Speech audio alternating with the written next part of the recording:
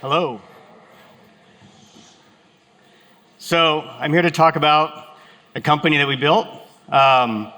Before I dive into that, I wanted to talk a little bit about where we came from, why we're doing what we're doing, the things that we've done to date, including Pokemon Go, and where we see ourselves going in the future. So it took a while to find this. This is from 2001, which was when we launched the first version of Earthviewer, which was the predecessor to what is today Google Earth. John and I started this company with a few others in March of 2000, and we went on for several years until the company was acquired by Google.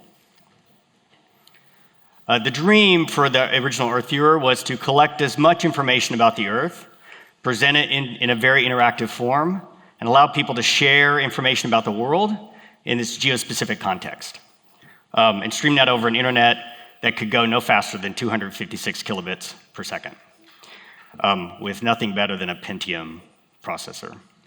So over time, technology has changed.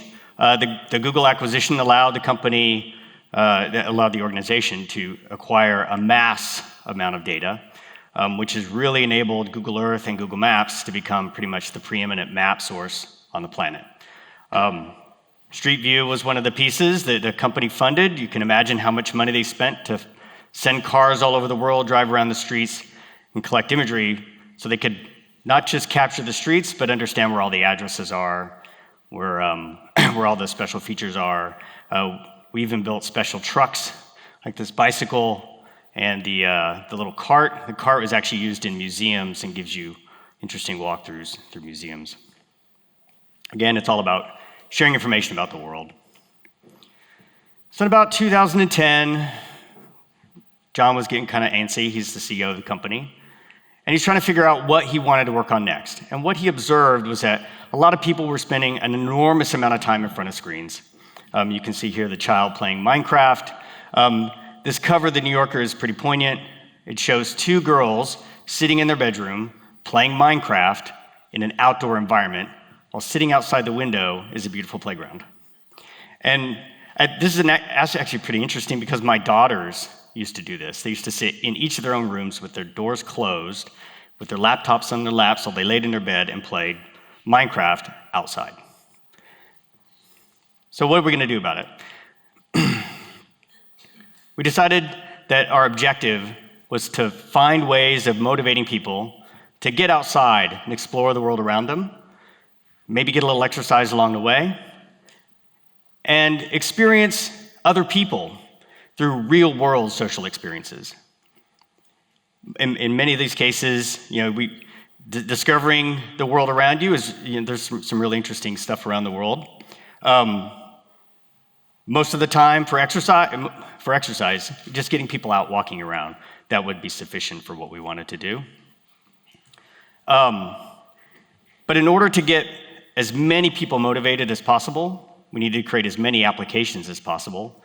And really, in order to do that at scale, you have to create a platform. And so our original goal was to create that platform, but we didn't know what that platform should look like. So instead of building the platform from the get-go, we started with applications, and we picked two.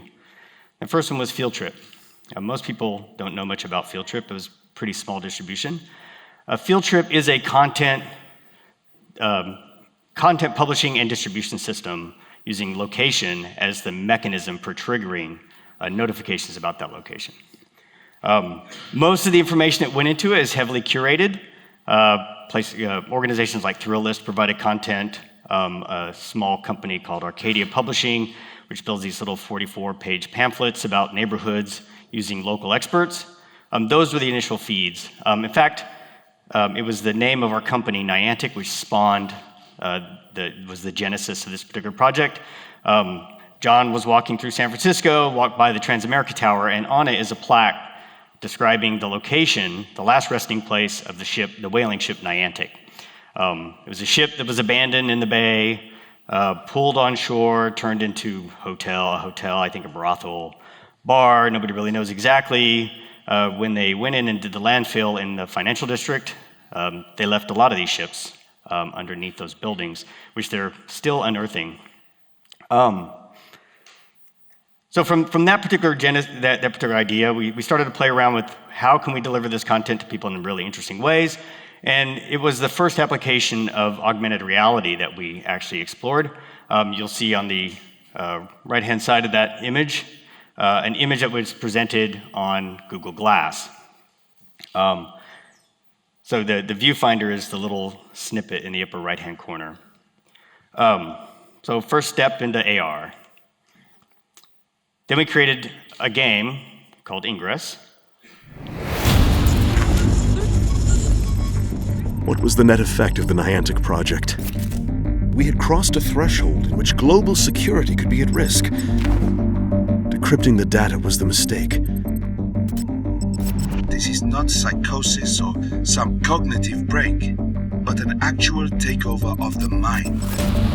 Much of the public sculpture found in our cities is based on design seeded in the human mind. Certain places have an energy that not only attracts people, but attracts events.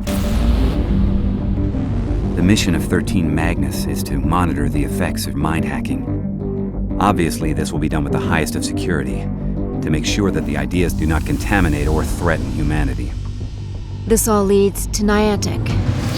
I know that many tools will be needed to fight this battle. You just have to know where to look and know what you're seeing. Portals emit exotic matter into our world, and that matter has certain effects on our world. I started noticing that there were energy fields, anomalies on Earth all around me. A few of them exhibit properties that are as yet unexplained. I know that there are others out there, What if they're already among us, but we don't realize it? and I must be prepared to work with them or fight them.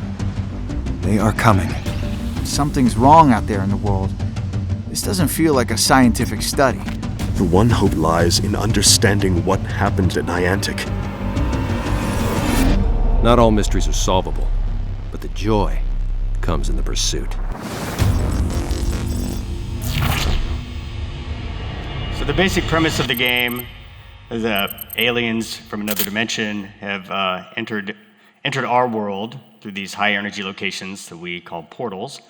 There are individuals who are sensitive to that energy field, namely artists, and they go off and create these great artworks, and they put them in these locations where they've experienced this energy field.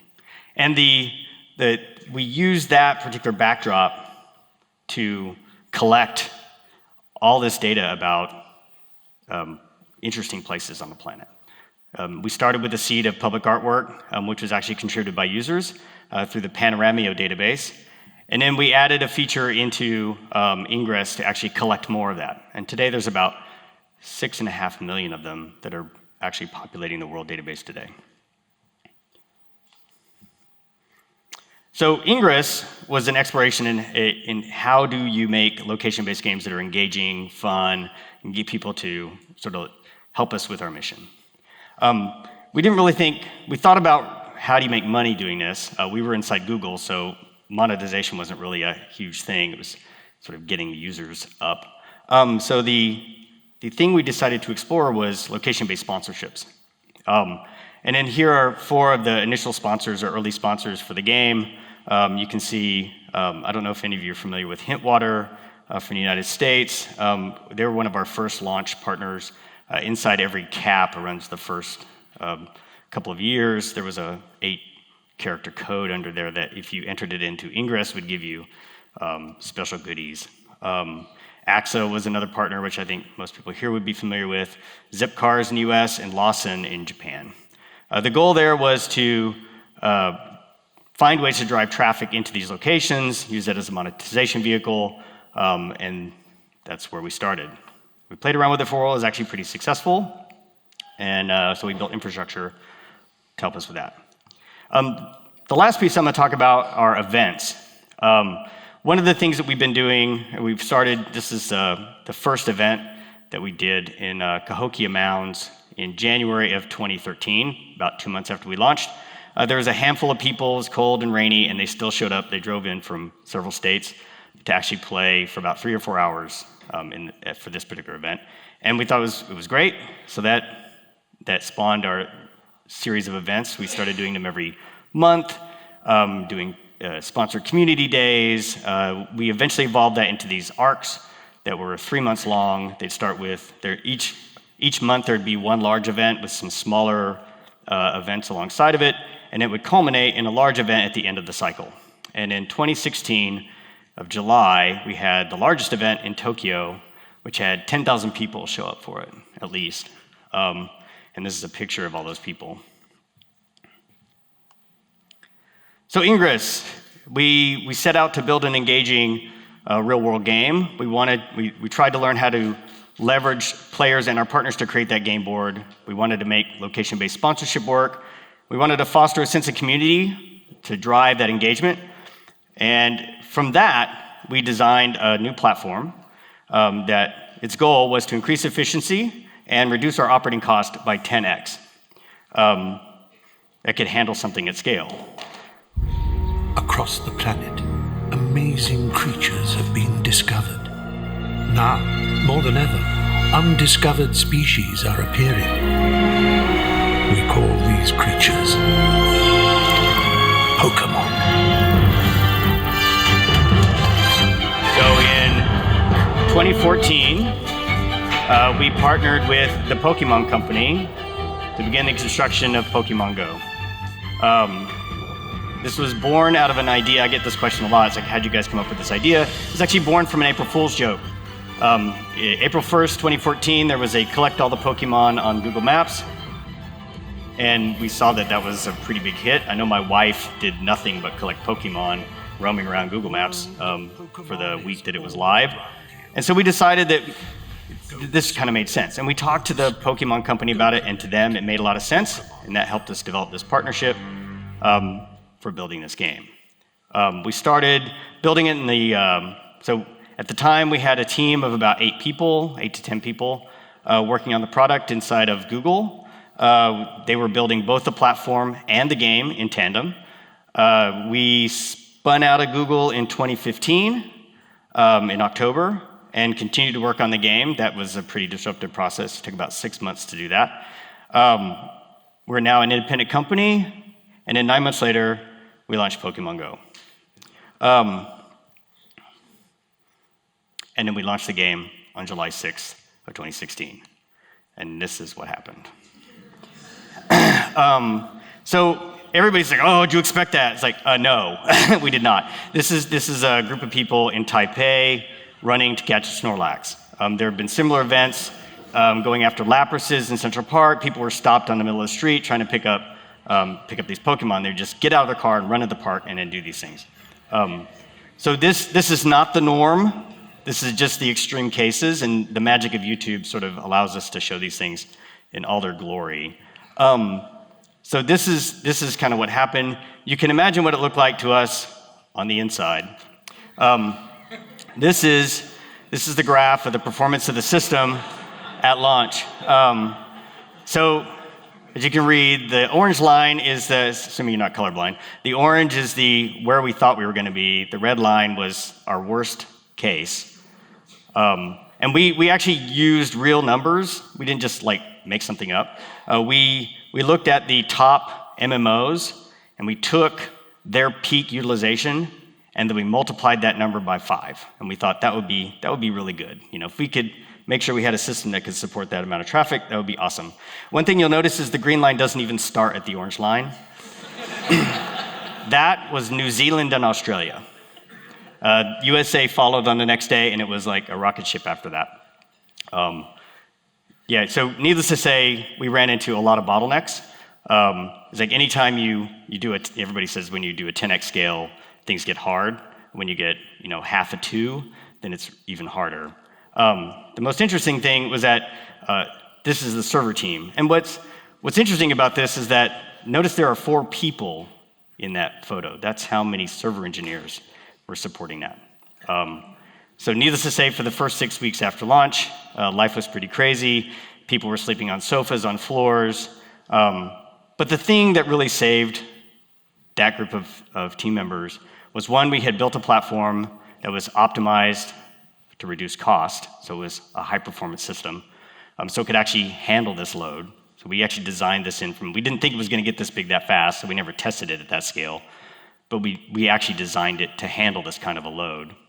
And the best part was that, after you've been struggling trying to get these machines up that had been down for, 3.5 hours, and people are yelling at you and screaming, you can go outside after you get everything up and stable again, and you can see the smiles on people's faces as they're playing your game. And they were everywhere. That was awesome. Sponsorships. So we did pursue sponsorships. I don't know how many of you here play Pokemon Go, but Starbucks, at least in the US, are sponsored locations. We have several other ones. We've integrated sponsorship into the platform now with tools for ingesting places of their locations, their store locations, and analytics, so they actually get feedback on how often people actually come to their store. One thing that we discovered after the launch of Pokemon Go was that there's a feature called a lure, which you can attach to a Pokestop, and it causes Pokemon to spawn. We discovered that small businesses were using that to place it on the nearby Pokestop, and then they put a placard out front of their store saying, if you play Pokemon, come in and show us your game, and we'll give you a discount on products. And so they basically created their own self-service sponsorship. They paid for the lure. As far as cost of the lure versus they could go out every half hour and put another lure on it, and they could actually generate a pretty fair amount of revenue. There was actually an ice cream store in just outside of Seattle, I think, or Oregon, that tripled their revenue, and it actually saved the store. Then we started doing events. In July of 2016, we did our first event. It was GoFest in Chicago. Ahead of that, we had added the raids feature, which would allow us to get the legendary Pokemon into the game. And the raids feature required that multiple players actually engage in combat in order to defeat this legendary Pokemon. And so we thought we had all the ingredients in place to make GoFest a reality. What we underestimated was the impact of 20,000 people in a single location with limited cellular network capacity. And it obliterated us. It was a true lesson learned. The thing that the team did, though, in order to improve that situation was they distributed the Pokemon that would have only occurred in the park throughout the city, and they dispersed the crowd over the course of the remainder of that day. And actually what people saw as a disaster, it actually turned into a success, because the people still had a lot of fun throughout that particular activity. And people traveled from all over the place in order to participate, from other countries, in fact. We followed GoFest with Pikachu Outbreak a month later. Pikachu Outbreak is a festival that the Pokemon Company puts together, and it's an opportunity for them to get all these people to show up in Yokohama. And we blew it up. It actually worked incredibly well. That's when we launched Mewtwo. We did our first stadium event. We followed Yokohama with the Safari Zone in Europe and in the malls. One thing we've done with events, however, is we've started to partner with community organizations to foster getting people outside and into their community. And these are 3 of the organizations that we partnered with over the last year. Ciclavia, which is in Los Angeles, they closed their streets down for basically skating, walking, playing out in the streets. And we partnered with them, brought a lot of people into it. The Philly Free Streets does a similar activity. They ended up having a really successful event. And the Big Heritage Foundation in Chester, United Kingdom, is an organization that wants to teach people about Chester and the heritage in that community. And they did a weekend with us in March of last year, and over the course of the weekend, it attracted 16,000 people, which is a pretty enormous turnout. And in the summer, we did Earth Day in partnership with Mission Blue. We ended up having, I think, 4,200 people, and 6 metric tons of trash was collected in 68 cleanup events in 9 different countries. We continued from there. This last summer was our Blitz. I think every weekend, which is punishing for the engineering team, we put on some major event, one really large one every month in June, July, and August. The first one we did was in Dortmund, in its Safari Zone.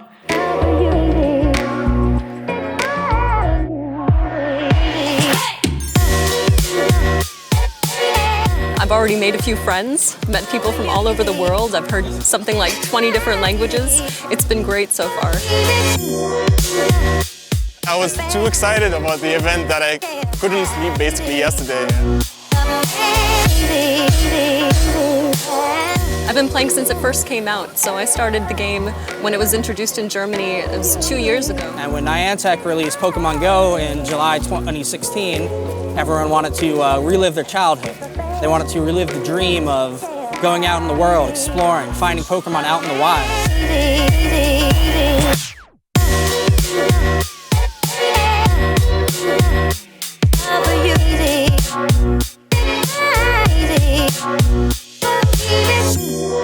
And that's my goal actually coming here to the event, is expanding my friends, not just local friends in my neighborhood, but also to make international friends.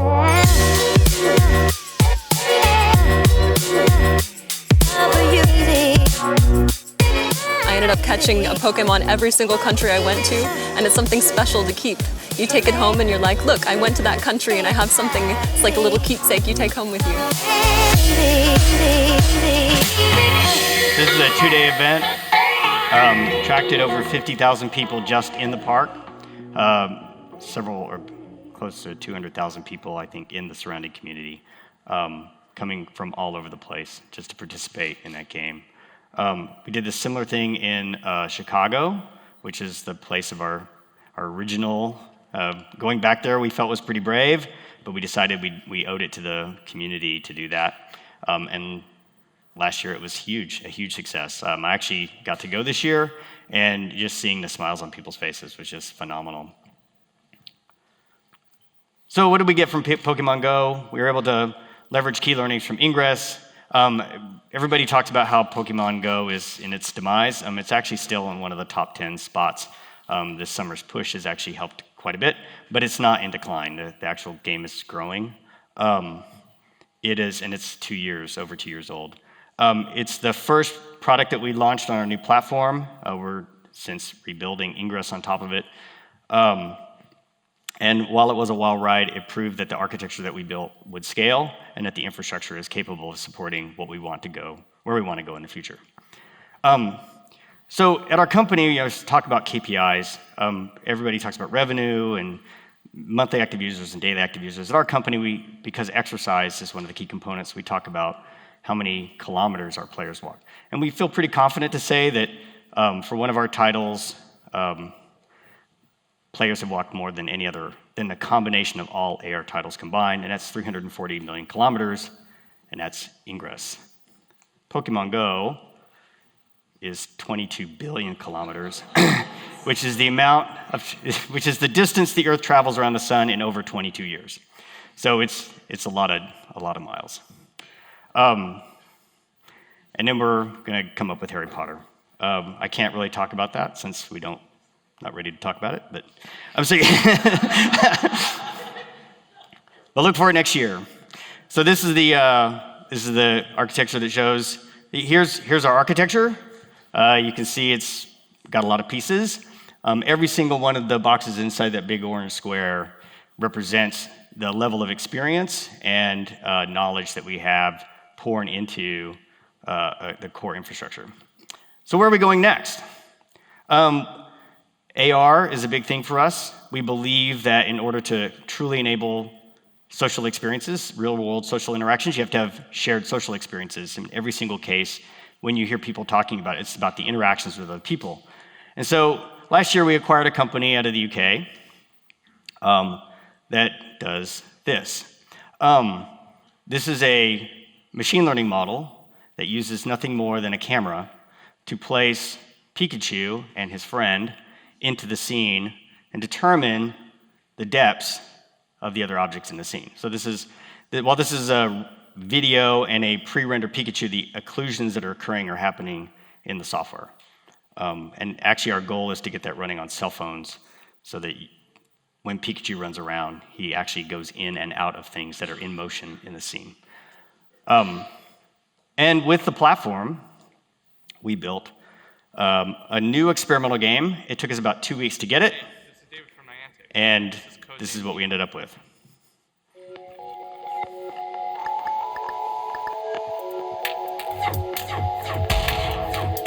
So the game operates, there's little pellets on the ground. The goal was to force people to move.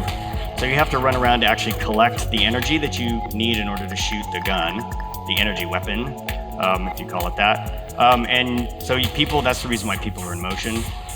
What you're seeing is the individuals with an over-the-shoulder, plus there's a separate iPad that's actually in the game, but not actually participating. It's able to observe all of this. So they built this as a prototype for a press event that we did in June. It took them about 2 weeks to get to this point after a lot of iteration around the things. So this is what we hope to achieve with our product in the future.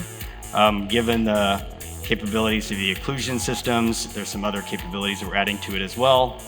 We think that we can build some really compelling content so people can go out and play and have a great time together. That's it from me.